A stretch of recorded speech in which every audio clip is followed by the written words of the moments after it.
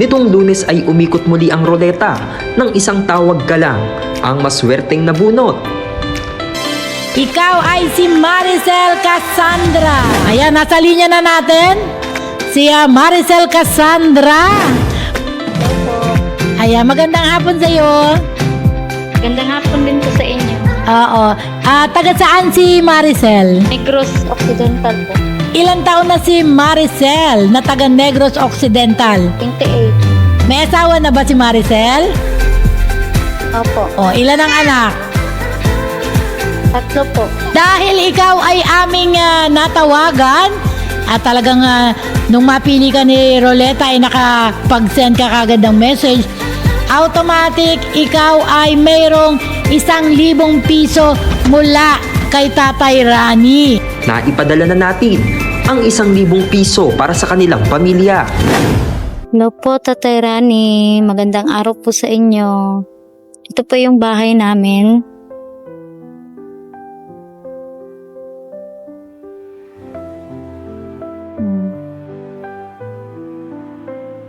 Po yung kusina, sira po kasi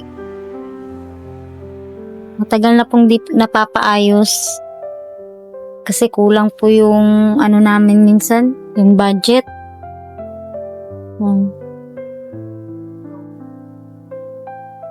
Sira na po yung ano namin eh.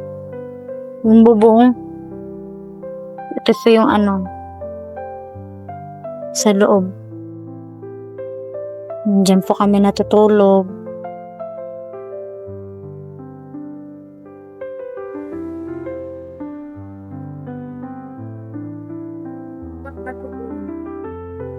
Ito yung labas.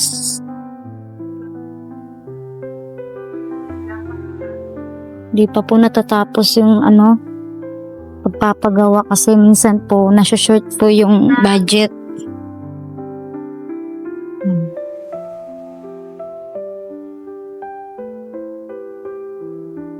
Diyan po ako diyan po ako nagluluto. Kahoy lang po yung gamit namin dito.